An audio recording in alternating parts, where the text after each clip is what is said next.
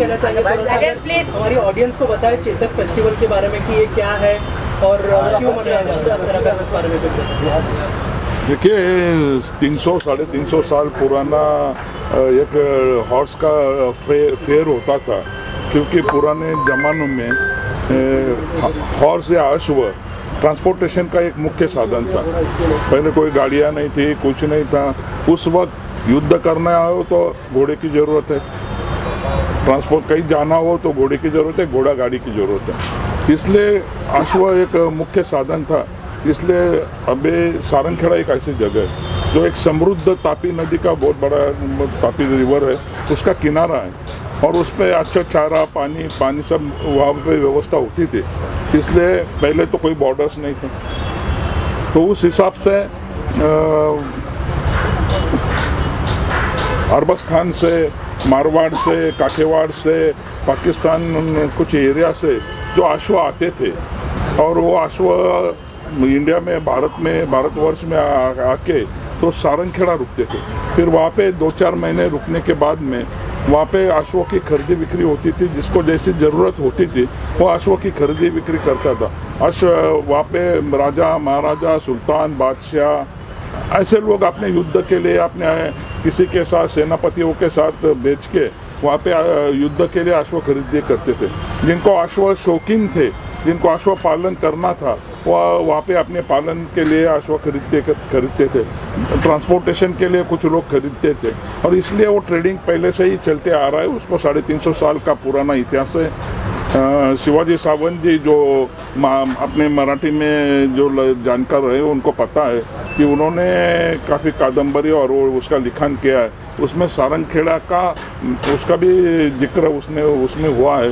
तो उस वक्त से वो एक ऐतिहासिक, उसको हिस्टोरिकल बैकग्राउंड है और वो चलते आ रहा था। वो हमारा ट्रेडिशन था। हम लोग उसका, हमारे परिवार वाले उसका थोड़ा सा संरक्षण करते थे, और बाद में वो जैसा चलता गया, ज़माना बदलते गया, फिर हमने उसको एक फेस्टिवल में रूपांतरित करने की कोशिश की, और 2011-12 से हमने उसको चेतक फेस्टिवल नाम दिया। ये चेतक फेस्टिवल नाम भी क्यों दिया, आप सबको पता है कि चेतक महाराणा प्रताप सिंह का अश्व था। वो लॉयल्टी की पहचान है, वो लॉयल्टी की एक चेतक एक पहचान है, और उसलिए हमने उसका वो पूरा हॉर्स फेयर का, हॉर्स फेस्टिवल का चेतक फेस्टिवल ऐसा नाम दिया, और उसको करते हुए हम आज यहाँ तक पहुँचे हैं। सर, आपके पूर्वजों की जो लेगेसी है उसको आगे लेके जाना कितनी बड़ी रिस्पॉन्सिबिलिटी मानते हैं और कितना बड़ा चैलेंज मानते हैं सर? मेरे पूर्वजों की कहने से तो ऐसा है कि सारे पूर्वजों की, क्योंकि अश्व इंसान का, मानव का दोस्त तरीके से पहचाना जाता है, तो लेगेसी है। लोग भूलने लग गए। कुछ दिनों में छोटे बच्चों को पूछे कि घोड़ा कैसा होता है तो वो बताएगा कैसा होता है।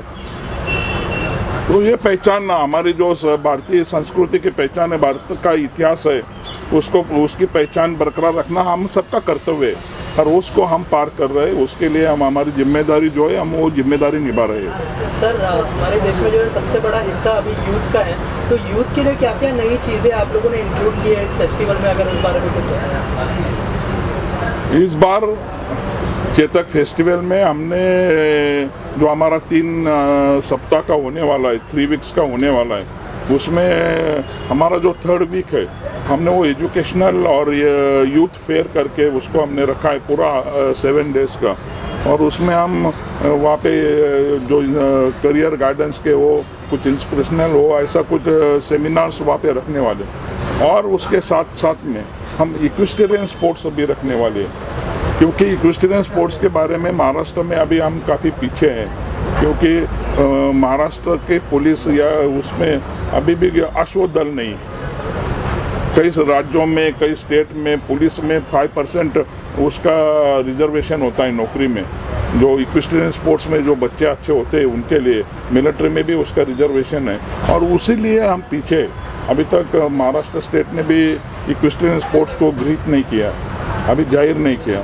तो हमारी पहली तो मांग ये होगी कि जो इक्विस्टेरियन स्पोर्ट्स है उसको भी उसका खेल का दर्जा दिया जाए। वो जो रिकग्नाइजेशन इतर दूसरे राज्यों में है वो भी पूरे अपने महाराष्ट्र में उसके लिए उसकी भी पहल की जाए। और इस साल हमने इक्विस्टेरियन स्पोर्ट्स को भी बढ़ावा देने की कोशिश की है। पहले भी हमने टेल पेगिंग और वो तो किए थे, और इस साल हम पूरा इक्वेस्ट्रियन स्पोर्ट्स का पूरा सप्ताह रखने वाले हैं। उसमें काफ़ी कुछ कॉम्पिटिशन्स हम रखने वाले हैं जो यूथ को इंस्पिरेशनल दे और यूथ भी आगे आए, वो स्पोर्ट्स की तरह आकर्षित हो। सर इसके अलावा जो स्पोर्ट्स है वो सब तक पहुंचना ज़रूरी है, चेतक की जो पहचान है वो सब तक पहुंचनी ज़रूरी है, तो ब्राइट की तरफ से किस तरह का सपोर्ट आपको मिला है, अगर उस बारे में कुछ बताएं। और योगेश भाई अगर आप कुछ बोलना चाहें। सर इंडिया में जितने इवेंट्स होते हैं 1 लाख इवेंट्स का हिस्सा हूँ मैं। ग्लैमर फिल्म एवर्ड्स से तो बहुत जुड़ा हूँ। क्रिकेट, फुटबॉल, कबड्डी के सिवा स्पोर्ट्स में चेतक का ये पहला मेरा लाइफ का एक्सपीरियंस रहेगा। ऐसे मैंने महालक्ष्मी में सब जगह पे रेस कोर्स और डरबी और सब बहुत स्पॉन्सर किया है, लेकिन इस तरह का फेस्टिवल मेरी लाइफ में पहला है। तो जो भी उनको मदद चाहिए मुंबई में, ऑल ओवर इंडिया में, ब्राइट आउटडोर ऑलवेज सबके साथ है, और मेरे को बहुत खुशी है कि मैं कितने अच्छे इवेंट का एक हिस्सा हूँ और उनके साथ जुड़ा हूँ। सर ब्राइट की तरफ से किस तरह का सपोर्ट मिला है आपको, अगर इस बारे में? मैं तो पहले ही उनका आई एम वेरी थैंकफुल और मैं उनका धन्यवाद देता हूँ कि ब्राइट हमारे साथ आया है, और चेतक के साथ जुड़ते हुए ब्राइट और चेतक ये दोनों के नाम रोशन होंगे। सर अगर इसमें घोड़ों की बात करें तो कितने रेंज में है, हाई से हाई और लो से लो, इसके बारे में बताएं। चेतक फेस्टिवल ऐसा है कि आपको वहाँ पे 50,000 से 10 करोड़ 11 करोड़ का घोड़ा भी देखने मिलेगा। वहाँ पे 3,500 अश्व होते हैं करीबन, हर कलर के, हर ब्रीड के, हर जात के जो इंडिया में पाए जाते हैं, वो वहाँ पे आपको एक ही टेंट के नीचे आपको सब देखने को मिलेगा। अच्छे छोटा हॉर्स भी मिलेगा, कॉमन हॉर्स भी मिलेगा जो टट्टू कहते हैं, वो एकदम सिंपल हॉर्स होता है, वो ट्रांसपोर्टेशन के लिए उसका यूज़ होता है। उससे लेके तो जो शौकीन होते हैं, जो अश्व शौकीन होते हैं, जो अपने अस्तबल में अच्छे हॉर्स रखते हैं, अच्छी ब्रीड का वो डेवलप करते हैं, मारवाड़ी ब्रीड का, वो टॉप मोस्ट ब्रीड के हॉर्सेस भी हमारे जो कॉम्पिटिशन्स होते हैं, हॉर्स शोज होते हैं, अश्व सौंदर्य स्पर्धा होती है, तो उसमें हिस्सा लेने जरूर आते हैं, और आपको वहाँ पे करीबन 11 करोड़ तक की रेंज के अश्व देखने मिलेगी। इस बार क्या खास है कस्टमर्स के लिए जो वहाँ पे आएंगे, तो कुछ उनके लिए अलग किया, पिछले साल से कुछ हटके? देखिए, हम हर साल उसको अपडेट करने की कोशिश करते हैं, और उसमें मीडिया का काफ़ी बड़ा रोल रहा है। मीडिया हमें पहले से ही काफ़ी अच्छा उसमें सहयोग करता आ रहा है, तो इस साल हमने उसमें काफ़ी चेंजेस भी किए। और हम पहले कैसा था कि हम हमारी तरफ से जैसा होता था वो करते थे, फिर अभी उसमें हम काफ़ी चेंजेस बदलाव करते, काफ़ी लोग हमसे जुड़ रहे हैं। अभी ब्राइट वाले जो जैसे जुड़ गए, वैसे अनेक लोग, ये कारवा चलता जा रहा है, और उसमें जो बहुत बड़े बड़े चेंजेस हम इसमें कर रहे हैं, क्योंकि ये एक अश्व फेस्टिवल है। ये कभी आप इंडिया में आपको कहीं देखने मिलेगा नहीं, 2-3 जगह होता है, पर उसमें सारंगखेड़ा भी काफ़ी आगे आ रहा है, और काफ़ी सबसे बड़ा अश्व फेस्टिवल जो है वो चेतक फेस्टिवल है। तो उसमें जो घोड़ों के लिए, अश्व के रिलेटेड, हॉर्स के रिलेटेड जो भी कुछ होते हैं, जो स्पोर्ट्स होंगे, जो कुछ इवेंट्स होंगे, वो सब आपको सारंगखेड़ा में देखने मिलेंगे। सर ये 300 सालों से हो रहा है, और शायद से बहुत बड़ी अचीवमेंट है, पर लोगों में बहुत ज़्यादा इस बारे में अवेयरनेस नहीं है।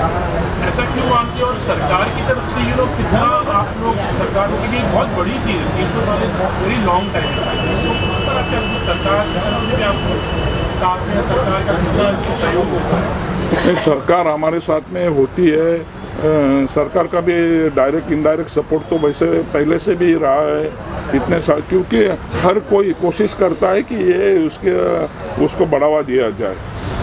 ये 300 साल पुराना है, ज़्यादा करके उसको हम मीडिया के सामने लाए नहीं थे। जब हमारे जैसे यूथ्स उसमें आगे आ गए, तो हमने उसको आगे लाने की कोशिश की, और आगे लाने की कोशिश की, एक लिमिट्स थे। जैसे जैसे आगे बढ़ते गए, आज हम मुंबई तक यहाँ पे प्रेस हो रही है, तो ये भी एक बड़ी अचीवमेंट है। शायद इसके बाद दुनिया तो जानने लगेगी कि ये कितना बड़ा फेस्टिवल है और कितना थ्रिलिंग फेस्टिवल है। सर सारंगखेड़ा के अलावा और कौन से स्टेट में हम लोग ये प्लान कर रहे हैं जो फेस्टिवल होने वाला है, और क्या क्या और प्लान है आगे के? सर अगर हम एक वर्ल्ड का लॉन्गेस्ट इक्वाइन रैली करने की हमने उसका प्लानिंग भी हमारा चल रहा है। वो शायद चंडीगढ़ से टू सारंगखेड़ा जो 1400-1500 किलोमीटर का एक रैली होगा, और उसमें जो इंडिजिनियस ब्रीड है, भारतीय अश्व जाति है, उसको बढ़ावा देने के लिए, और वो हमारा 75वां अमृत महोत्सव वर्ष है आज़ादी का, उसके बैकग्राउंड के लिए हम वहाँ से करीबन 6 स्टेट्स में और एक यूनियन टेरिटरी में हमारा वो रैली जो 25-30 घोड़ों से लेके वो चलता सारंगखेड़ा तक आएगा। पहले अभी मेरे बाजू में बैठे हुए सिमरनजीत सिंह जी, इनके सुपुत्र राजवीर सिंह, उन्होंने 500 किलोमीटर का बच्चा है तो 14 इयर्स का, उसने 500 किलोमीटर का घोड़े पे राइड करके 6 दिन में सारंगखेड़ा आया था।